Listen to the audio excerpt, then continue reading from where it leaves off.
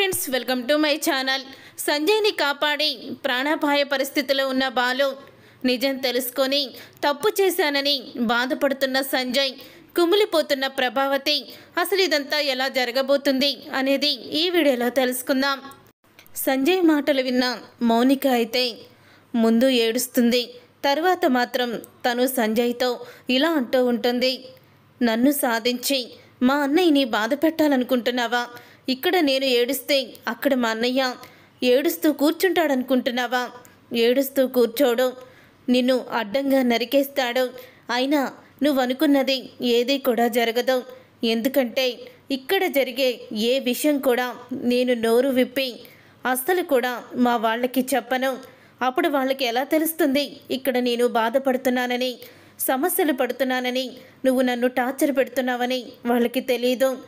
కానీ ఏదో రకంగా నువ్వు తెలిసేలా చెయ్యాలనుకున్నా కూడా మా అన్నయ్య నిన్ను ఆ మరుక్షణమే చంపేస్తాడు అని అంటూ మౌనిక అయితే ఊహించని షాక్ ఇచ్చేస్తుంది సంజయ్కి. అప్పుడే ఇక సంజయ్ అయితే మౌనికతో అంటూ ఉంటాడు, మీ వాళ్ళని మోసం చేసి నీ మెడలో నేను తాళి కట్టి నిన్ను ఈ ఇంటి కోడలుగా నా భార్యగా చేసుకున్నాను. ఇప్పుడు నిన్ను అడ్డం పెట్టుకొని నా పగ తీర్చుకుంటాను. నన్ను కాదని మీ చిన్నన్నయ్యని చేసుకుంది ఆ శృతి. అందరి ముందు నన్ను ఇటుకరాయి తీసుకొని కొట్టింది మీ వదిన మీనా. బార్లో అందరి ముందు నన్ను కాలర్ పట్టుకొని కాలుతో తన్ని అవమానించాడు ఆ బాలు. వీళ్ళెవ్వరినీ కూడా నేను వదిలిపెట్టను, అందరికీ కూడా గుణపాఠం చెప్పి తీరుతాను అని అంటూ ఉంటాడు సంజయ్. అయితే అప్పుడే మౌనిక, నీ ప్రయత్నాలు నువ్వు చెయ్యి, కానీ ఒక్కటి మాత్రం గుర్తుపెట్టుకో, నాకు కళ్ళంట నీళ్లు వచ్చాయంటే మా అన్నయ్య ఉగ్ర నరసింహుడవుతాడు. అది మాత్రం నువ్వు గమనించుకో. ఎందుకంటే నువ్వు చెడ్డవాడవని తెలుసుకొని నా మెడలో నువ్వు కట్టిన తాలినే తెంపబోయాడు. అలాంటిది నిన్ను బ్రతకనిస్తాడనుకుంటున్నావా అని అంటూ మౌనిక అయితే షాకిస్తుంది. అప్పుడు ఇక సంజయ్ అయితే మౌనిక మాటలకి కోపంతో రగిలిపోతూ ఉంటాడు. అసలు దీని పొగరు ఎలా దించాలో నాకు బాగా తెలుసు అని అనుకుంటూ ఉంటాడు సంజయ్. తర్వాత ఇక బాలు అయితే మౌనంగా ఉంటూ ఉంటాడు ఇంట్లో. అలా బాలు మౌనంగా ఉండడం చూసి పక్కనే ఉన్న మనోజ్ అయితే, సరైన గుణపాఠం చెప్పింది మౌనిక, ఇక నోరు ఎత్తకుండా వీడు ఇలాగే పడుంటాడు, లేకపోతే మౌనిక పెళ్ళి ఆపాలని చూస్తాడా అని అంటూ ఉంటాడు మనోజ్ అయితే. అప్పుడు ఇక పక్కనే ఉన్న బాలుకి కోపం వచ్చి మనోజ్ చంప పగలగొడతాడు. నీకు డబ్బనే పిచ్చిలో చెల్లెలి జీవితం ఏమైపోతుందనే ఆలోచనే నీకు లేదురా. ఇంట్లో వాళ్ళు ఎలా పోయినా ఏముంది, నీ వరకు నీకు సాగుతుందా? టైంకి తింటున్నామా, బయటికి వెళ్తున్నామా, నాకు అన్ని అవసరాలు తీరుతున్నాయా అని చూసుకుంటావు తప్ప ఏనాడు నువ్వు జీవితం గురించి ఆలోచించావు? ఇంట్లో వాళ్ళ గురించి ప్రాధాయపడ్డావు. ఇంట్లో వాళ్ళ గురించి ప్రాధాయపడిన వాడైతే ఆ రోజు ఆ లక్షలు తీసుకొని నువ్వు ప్రేమించిన అమ్మాయి దగ్గరికి వెళ్ళేవాడివే కాదు. నాన్న బాధని అర్థం చేసుకొని నువ్వు ఇక్కడే ఉండేవాడివి అని అంటూ ఉంటాడు బాలు. అయితే ఇప్పుడు తెలీదురా, రేపు మౌనిక ఏడుస్తూ ఫోన్ చేసిన రోజు అప్పుడు మీకు తెలుస్తుంది అని అంటూ ఉంటాడు బాలు. ఇంతలో ప్రభావతికి ఫోన్ వస్తుంది. అప్పుడే ప్రభావతి మౌనికే ఫోన్ చేస్తుంది అని అంటూ ఫోన్ లిఫ్ట్ చేస్తుంది. అమ్మ మౌనిక, ఏం చేస్తున్నావమ్మా అని అడుగుతూ ఉంటే, నేను బాగానే ఉన్నానమ్మా, నువ్వెలా ఉన్నావు అని అడుగుతూ ఉంటుంది మౌనిక. అక్కడ అంతా బాగానే ఉంది కదా, జరిగిన గొడవలు ఆ దృష్టిలో పెట్టుకొని వాళ్ళు నిన్నేమీ అనడం లేదు కదా అని అంటూ ఉంటుంది ప్రభావతి. అయితే లేదమ్మా, నన్ను అందరూ కూడా చాలా బాగా చూసుకుంటున్నారు. ఇక అత్తయ్య అయితే నన్ను సొంత కూతురి కన్నా ఎక్కువగానే తను చూసుకుంటుంది అని అంటూ ఉంటే ఆ మాట విని ఎంతో ఆనందపడుతూ ఉంటుంది ప్రభావతి. సరేనమ్మా, ఉంటాను అని ఫోన్ పెట్టేస్తుంది మౌనిక.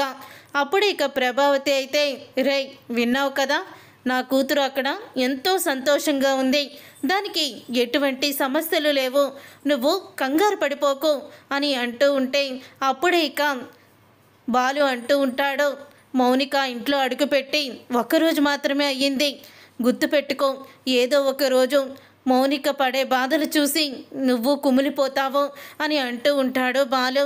తర్వాత ఇక రవి అయితే ఇంటికి వస్తాడు. ఇంటికి వచ్చిన రవిని ఏమి అనడు బాలు అయితే. అప్పుడే ప్రభావతి అయితే రే ఏంట్రా ఇలా వచ్చావు అని అడుగుతూ ఉంటుంది బాలు రవిని.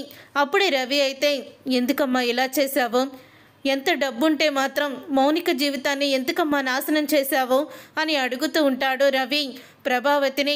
నీకు డబ్బు పిచ్చి ఉందనుకున్నాను, కానీ కూతురు జీవితాన్ని కూడా పనంగా పెట్టే డబ్బు పిచ్చి ఉందని ఇప్పుడే అనుకున్నాను. ఒక పక్క బాలు అన్నయ్య నేను శృతి చెప్తూనే ఉంటున్నా కూడా నువ్వు నాన్న కూడా వినిపించుకోకుండా మౌనిక జీవితాన్ని నాశనం చేశారు కదమ్మా అని అంటూ ఉంటాడు రవి అయితే.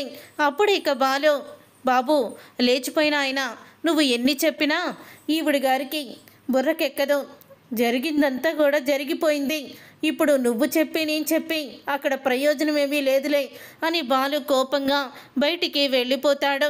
అలా వెళ్ళిపోయిన తర్వాత ఏంట్రా నువ్వు కూడా, ఇప్పుడే మౌనిక ఫోన్ చేసింది, అక్కడ తను హ్యాపీగానే ఉందని చెప్పింది అని అంటూ ఉంటే తను నీకు చెప్పలేదమ్మా, అబద్ధం చెప్పింది, తను నటిస్తుంది అంతే అని రవి కూడా చెప్పి వెళ్ళిపోతాడు.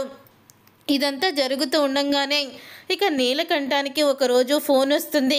అప్పుడు ఇక నీలకంఠం అయితే ఏంటి ఈ నీలకంఠాన్ని బెదిరిస్తున్నావా అని అడుగుతూ ఉంటాడు ఫోన్లో.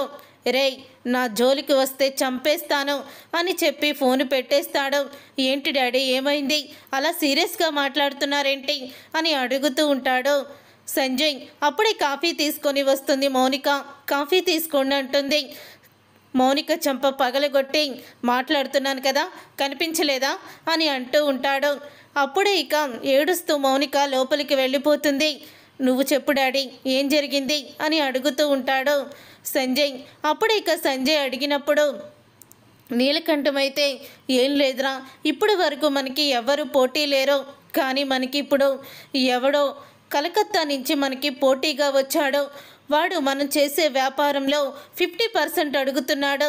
నేను ఇవ్వనని చెప్పాను, ఇవ్వకపోతే నీ వ్యాపారమే ఉండదని నన్ను బెదిరిస్తున్నాడు.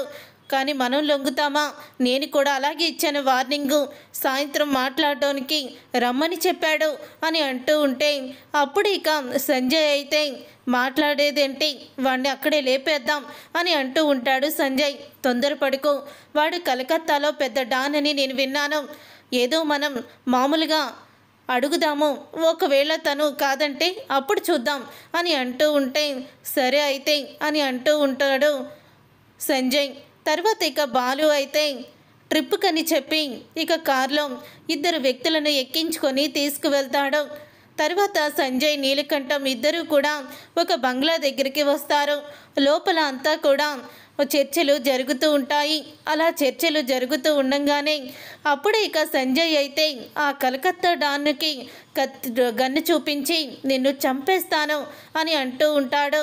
ఇంతలో అక్కడికి ట్రిప్పుకని వచ్చి ఇద్దరు మనుషులను అదే బంగ్లా దగ్గర దింపేస్తాడు బాలు.